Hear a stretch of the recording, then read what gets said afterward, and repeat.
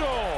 Limitless three-pointers and ankle-breaking moves. Oh my, and Mitchell with the move. It's hard to watch Donovan Mitchell fly around the court and not be entertained. He has been instrumental in the Cavs being at the top of the Eastern Conference standing. From constant rumors about him wanting to leave to a bigger team to now being the face of the Cavs franchise, this is the story of Donovan Mitchell. Donovan Mitchell was born on September 7th, 1996 in Elmsford, New York. He was raised by his mother, Nicole, a school teacher who instilled in him the importance of hard work and resilience. His father, Donovan Sr., worked in the front office for the New York Mets, which gave young Donovan early exposure to professional sports environment. However, his heart was always in basketball, despite his love for baseball as well. Mitchell's educational path began at Greenwich Country Day School in Connecticut, where he was awarded a scholarship. Transitioning from a local public school to this prestigious private institution was challenging, as he adapted to an environment where most students came from affluent backgrounds. Despite these challenges, Donovan thrived academically and athletically. He later attended Canterbury School in New Milford, Connecticut for his freshman and sophomore years of high school, where he played both basketball and baseball. Unfortunately, his baseball career ended after a severe injury during his sophomore year, leading him to focus solely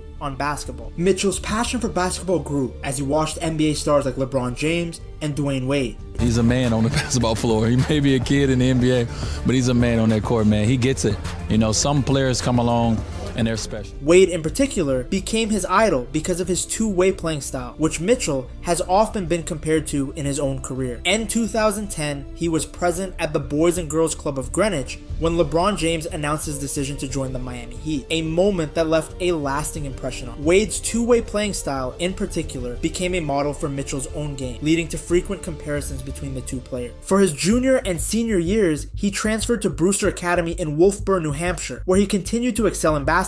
At Brewster, Mitchell's talent began to flourish, contributing to the team's impressive 34-1 record and a national prep championship in 2015. Despite these achievements, he was not heavily recruited, with ESPN ranking him 43rd in his class. Unlike many future NBA stars, he wasn't ranked as a 5-star player, and his skill set went largely unnoticed by top Division I programs. But Mitchell had a lot of self-belief. He had a relentless work ethic, and it paid off as he was eventually recruited by the University of Louisville. It was at Louisville where his athleticism, defense, and scoring ability caught the eyes of scouts. His nickname Spider actually came from his ability to steal the ball due to his quickness and long arms. Yes, it might be hard to believe now given how amazing of a scorer he is in the NBA, but in college, Mitchell was known more for being a defensive beast. In his freshman season, Mitchell played in 31 games, starting in 5, and averaged 7.4 points, 3.4 rebounds, and 1.7 assists per game. He demonstrated his potential early on, scoring 14 points in his collegiate debut against Samford, tying for the 8th highest debut performance in Louisville history. Throughout the season, he showcased his athleticism and defensive capability, contributing significantly off the bench and earning increased playing time as the season progressed. Mitchell's sophomore year was a breakout season. He started 33 out of 34 games, leading the team in scoring with an average of 15.6 points per game. Additionally, he contributed 4.9 rebounds, 2.7 assists, and 2.1 steals per game, leading the Atlantic Coast Conference ACC in steals. His performance earned him first-team All-ACC honors and a spot on the ACC All-Defensive Team, highlighting his two-way playing ability. One of his best games came against Syracuse, where he scored 25 points, showing that he wasn't just athletic,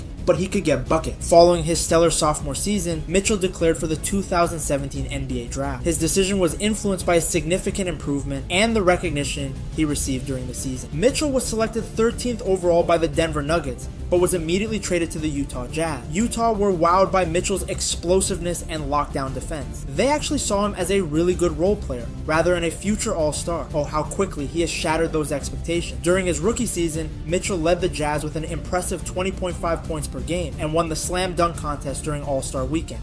He's a player. Kid got a lot of game, and and they've been riding that wave all season since they realized what they actually got. Despite leading all rookies in scoring and being named to the NBA All-Rookie First Team, Mitchell did not win Rookie of the Year, coming in second to Ben Simmons. This actually led to some beef between the two, with Mitchell wearing a hoodie that defined the term rookie as a way of throwing shots at Ben Simmons, who was technically in his second season. Didn't help that Ben Simmons also threw some shots, stating in an interview with Chris Haynes that no other rookies had caught his attention. This explains this Mitchell tweet from April 2018. Oh, how differently their careers years have gone since then. Anyways, despite not winning the award, Mitchell had a fantastic season, as he not only helped the Jazz secure a playoff spot, but he led the team to defeat the Oklahoma City Thunder in a shocking upset in the first round. Rookie Mitchell scored 171 points in the series, including 38 points in Game 6, to defeat a Thunder team led by Russell Westbrook and Paul George. Even though they lost in the next round, that series was a glimpse into Mitchell's potential. This guy could be a superstar. The next year, Mitchell continued elevating his game in the regular season. He had 5 30-point games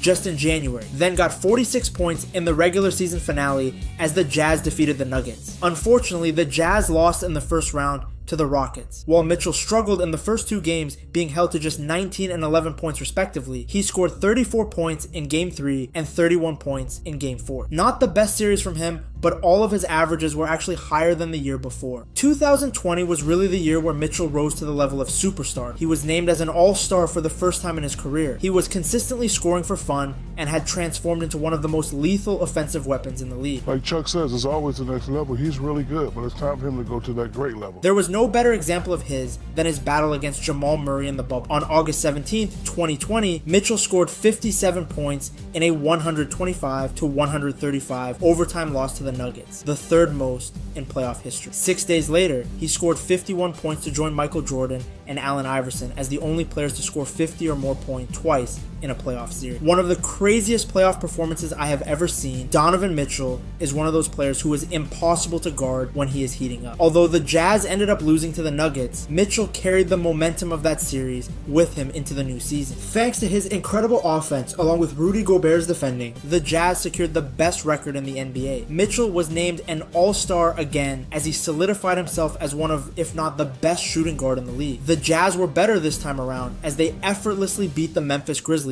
in the first round in just 5 games. In the next round, Mitchell went crazy against the Clippers. In Game 1, he scored 45 points in a 112-109 win. He followed that performance with a 37-point performance in Game 2, but that momentum came to a halt. Despite not having Kawhi Leonard, the Clippers came back from being down 2-0 in the series to reverse sweep the Jazz. Mitchell was questionable with an ankle injury, but he was still able to put up 39 points, 9 rebounds, and 9 assists in Game 6. Sadly, it was not enough as the Jazz found themselves eliminated once again. You want to be good or you want to be great? That's all.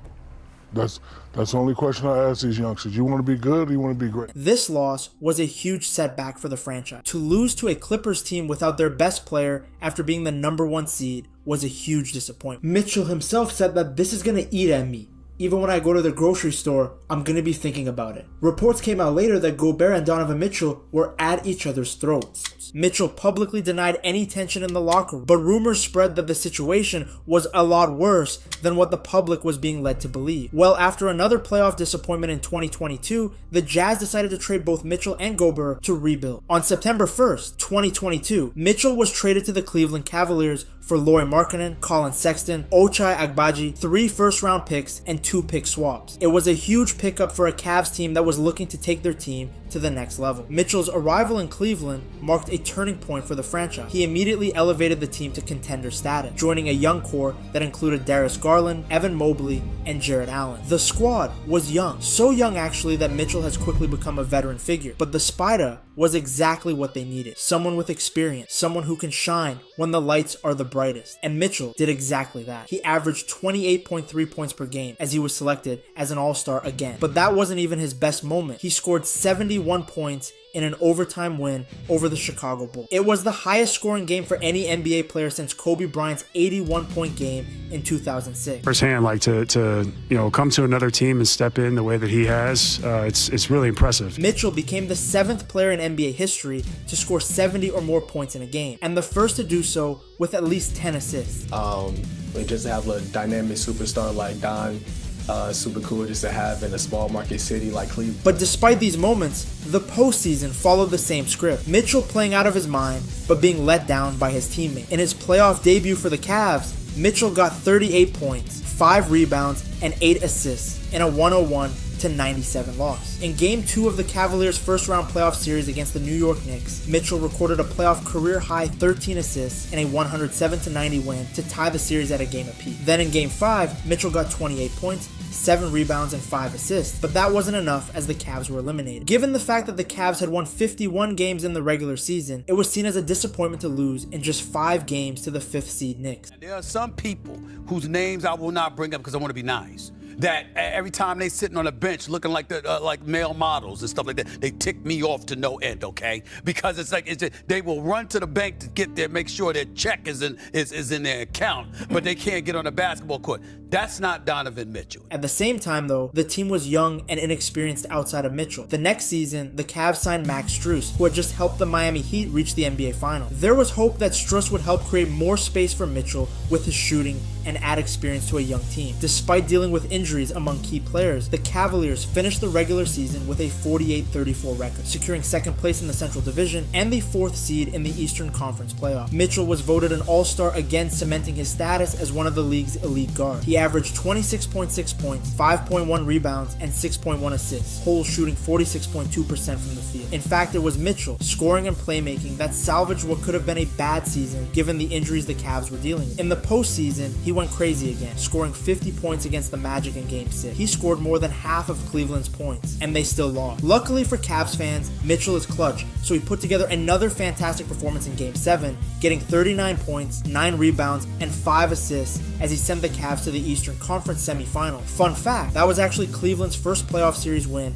without LeBron James since 1993. The next round, the Cavs lost to the Boston Celtics, but that was expected. Boston were more ahead in their project, and it was shown by the fact that they won the whole thing. But that loss put more pressure on Mitchell's contract situation. Basically, from the moment he stepped foot in Cleveland, the national media kept pushing the narrative that Mitchell was only going to stay with the franchise for a short period of time before moving to a bigger market team. Given that he was born in New York, the talk was constantly about him joining the Knicks. Well, Mitchell silenced all those talks by signing a contract extension on July 7, 2024. It's clear that he is happy on the Cavs, and it showed. Just look at his performances against the Bucks, where he made the game-winning bucket in a 114-113. Mike salts away every single second. Trent Jr. pokes it away. Mitchell for the lead with .3.